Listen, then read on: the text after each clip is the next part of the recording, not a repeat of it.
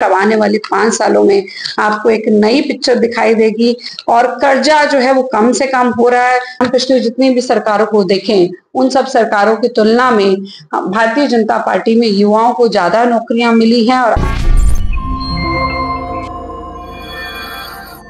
नमस्कार, आप देख रहे हैं दैनिक साथी हरियाणा। साथियों, मुख्यमंत्री नायब सैनी की ओर से बतौर वित्त मंत्री अपना पहला बजट पेश किया गया, तो भाजपा की ओर से भी इसकी खूबियां गिनाई जा रही हैं। इसी कड़ी में रेवाड़ी भाजपा जिला अध्यक्ष वंदना पोपली की ओर से कार्यालय में प्रेस वार्ता कर बजट को नायाब बताया गया। उन्होंने कहा कि सीएम ने जो कहा था वह करके दिखाया। इस बजट में महिलाओं के लिए लाडो लक्ष्मी योजना से लेकर युवाओं के लिए अलग से प्रावधान किए गए हैं। पोपली ने मीडिया से मुखातिब होते कहा, हरियाणा में पहली बार इतना बड़ा बजट आया है। वंदना ने दावा किया कि अगले 5 सालों में रेवाड़ी के साथ पूरे हरियाणा की पिक्चर बदली हुई दिखाई देगी। अब सीधे आपको दिखाते हैं किस तरह से भाजपा जिला कार्यालय में आयोजित प्रेस वार्ता के दौरान रेवाड़ी भाजपा जिला अध्यक्ष वंदना पोपली ने बजट को लेकर तमाम खूबियां गिनवाई। महत्वपूर्ण विषय को लेकर मैं आई हूँ। 17 मार्च को माननीय मुख्यमंत्री नायब सैनी जी ने बतौर वित्त मंत्री अपना पहला बजट प्रेजेंट किया है। और मैं ये कहना चाहूंगी, जो बीजेपी की तीसरी बार हरियाणा में सरकार बनी है, उसके बाद का ये जो पहला बजट है, वो पहले ही बजट जिस प्रकार से प्रस्तुत होते हुए उसमें आगे एक कदम और बढ़ाने का काम किया है। नायब जी ने जो कहा वो करके दिखाया है। जिस प्रकार से जब उन्होंने शपथ ली थी तो उन्होंने कहा था कि शपथ से पहले मैं तकरीबन 27,000 युवाओं को नौकरी दूंगा, तब मैं शपथ लूंगा। उसको उन्होंने पूरा किया। और आज अगर मैं बात करूं पहले बजट की, तो पहले बजट प्रस्तुत करने से पहले ही 19 वायदे वो पूरे कर चुके थे। और इस बजट में जो संकल्प पत्र हैं उसके 90 वायदे और पूरे हो जाएंगे। मैं ये भी कहना चाहूंगी कि इस बजट के साथ जो 6 प्रस्ताव हैं, महत्वपूर्ण प्रस्ताव, उनको लेकर नायब सैनी जी लेकर आए हैं। जिसमें सबसे पहले है कि हरियाणा के भविष्य को सक्षम बनाने के लिए एक डिपार्टमेंट और फ्यूचर की बात की जा रही है।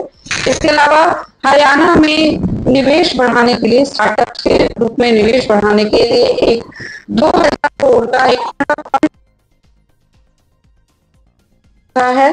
एक सबसे बड़ा मैं मानती हूँ कि हम चैलेंज जो झेल रहे हैं युवाओं में नशे को लेकर, उसको भी लेकर एक संकल्प प्राधिकरण का गठन किया जा रहा है। इसके अलावा युवाओं को अंतरराष्ट्रीय रोजगार दिलवाने के लिए भी उस दिशा में एक काम किया जा रहा है। और हरियाणा ओवरसीज एम्प्लॉयमेंट सेल का जो है, उसके माध्यम से उनको ओवरसीज एम्प्लॉयमेंट दिलवाई जाएगी। मैं ये मानती हूँ कि अगर हम पिछले जितनी भी सरकारों को देखें, उन सब सरकारों की तुलना में भारतीय जनता पार्टी में युवाओं को ज्यादा नौकरियां मिली हैं। और अब हरियाणा के अलावा, देश के अलावा विदेशों में भी इनको नौकरियां मिलें, इस डायरेक्शन में हम काम कर रहे हैं। इसके अलावा प्रदेश की जो जीडीपी है उसको 1 ट्रिलियन अमेरिकन डॉलर तक पहुंचाने के लिए भी, ताकि और साथ के साथ 50 लाख नए रोजगार उत्पन्न करने के लिए भी मिशन हरियाणा 2047 शुरू किया गया है। जहां तक अगर मैं बात करूं महिलाओं के लिए, महिला होने के नाते मेरा कंसर्न महिलाओं के लिए ज्यादा रहता है। तो एक लाडो लक्ष्मी योजना, जिसके लिए हमने वायदा किया था अपने प्रदेश की बहनों को, वो शुरू करने के लिए पहला कदम बढ़ा दिया गया। उसके लिए फंड एलोकेट कर दिए गए हैं। 5,000 करोड़ रुपए जो है महिला की लाडो लक्ष्मी, जिसमें महिलाओं को 21 रुपए प्रति माह दिए जाएंगे, वो एलोकेशन हो चुकी है। और उसके बाद बाकी जो भी किस प्रकार से दिए जाएंगे, कौन इसमें होगा, उसकी जानकारी जो है वो बाद में आप सबके सामने आ जाएगी। इसके अलावा जापान सरकार की मदद से बागवानी को प्रोत्साहन देने के लिए तकरीबन 2735 करोड़ की लागत से सतत बागवानी प्रोजेक्ट चालू किया गया है। और सबसे बड़ी बात, क्योंकि यहाँ पर सभी मेरे मीडिया के भाई बैठे हैं, तो मैं यही बताना चाहूंगी कि मीडिया कर्मियों के लिए भी एक बहुत बड़ा स्टेप लिया गया है, जिसके हिसाब से कैशलेस मेडिकल ट्रीटमेंट की सुविधा देने का काम हमारी सरकार करने जा रही है। ये मुझे लगता है कि हम सबकी पहले से डिमांड थी। इसके अलावा उसके लिए 100 करोड़ का बजट आवंटित किया गया, ताकि तीज, त्योहार, मेले और उत्सवों पर जन भागीदारी के कार्यक्रम आयोजित करने के लिए जो फंड्स है वो एलोकेट किए गए हैं।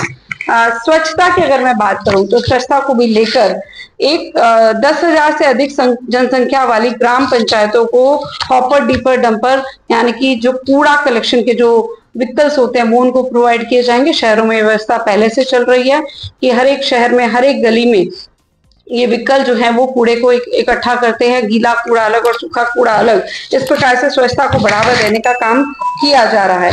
इसके अलावा ई वेस्ट प्रबंधन की एक योजना भी है, वो भी बनाई गई है। जो बुनियादी सुविधाओं के लिए भी मुख्यमंत्री ग्रामीण आवास योजना के लिए 200 करोड़ का जो प्रावधान है वो किया गया है। अगर मैं यहाँ पर रेवाड़ी की बात करूं तो रेवाड़ी में भी मुझे लगता है कि इस बार बजट में हमारे लिए बारिश ही हो गई है। बहुत सारे जो प्रोजेक्ट्स है हमारे को मिले हैं। उसके लिए मैं कहना चाहूंगी कि जिस प्रकार से बीज प्रशिक्षण केंद्र, परीक्षण केंद्र की स्थापना जो है वो हर एक जिले में की जाएगी, जो कि रेवाड़ी उसमें इंक्लूड हो जाएगा। और सबसे महत्वपूर्ण बात है कि सैनिक संग्रहालय हमारे रेवाड़ी जिले को मिलेगा। कामकाज महिलाओं के लिए हॉस्टल भी जो है वो रेवाड़ी में मिलेगा। आईजीयू मीरपुर में नए खेल उत्कृष्टता केंद्र की स्थापना की जाएगी। बावल में 100 बिस्तरों वाला ईएसआई अस्पताल मिलेगा। बावल में आईएमटी के श्रमिकों के लिए 500 कमरे बनेंगे। आयुष हर्बल पार्क की भी स्थापना रेवाड़ी में की जाएगी। इसके अलावा अस्पताल में 50 बेड का critical care block, blood bank का आधुनिकीकरण किया जाएगा। हर जिले में मॉडल संस्कृति स्कूल जो अभी तक डेवलप किए गए थे उसको आगे बढ़ाते हुए हर 10 किलोमीटर में स्कूल बनाए जाएंगे। और उसका एक कदम और आगे ले लिया गया है, अब सिर्फ स्कूल ही नहीं, महाविद्यालय भी हर एक जिले में बनाया जाएगा। जो पहले से महाविद्यालय बनाए जा रहे हैं उनमें से किसी एक को चूज करके उसको मॉडल संस्कृति महाविद्यालय बनाया जाएगा। इसके अलावा मनेठी में मार्केट कमेटी का यार्ड भी बनेगा और हर जिले में गो अभयारण्य बनेंगे। एक बड़ी समस्या हमारे जिले में है कि जो हमारी गौ माता है वो हमें दिखाई देती है सड़कों पर, हमें गौशाला के लिए जगह नहीं मिल रही थी, हम अभी तक उसको उस दिशा में काम नहीं कर पाए थे। लेकिन वो जो है एक नया काम जो है यहाँ पर हमारे फेवरेबल हो गया है। तो गो अभयारण्य से जो गौ माता है उनको भी एक स्थान मिलेगा और जो जिले में या शहर में जो लोग हैं उनको भी थोड़ी बेहतर सिचुएशन हो जाएगी। तो मैं यही कहना चाहूंगी कि रेवाड़ी में सबसे बड़ी सरसों तेल की जो मिल है वो स्थापित की जाएगी।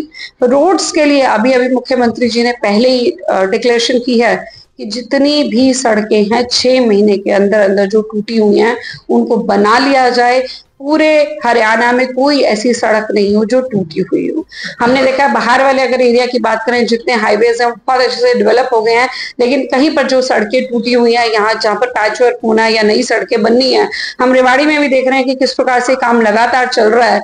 और आप जो 6 महीने के समय में पूरे हरियाणा में जो उन्होंने समय दिया है कि वो सड़कें बन जाएंगी, तो मुझे लगता है कि आने वाले समय में जो विकास को लेकर एक हम पिक्चर खींचते हैं कि विदेशों में किस प्रकार से विकास के काम हो रहे हैं, वो लगातार पिछले 10 सालों में और अब आने वाले 5 सालों में आपको एक नई पिक्चर दिखाई देगी।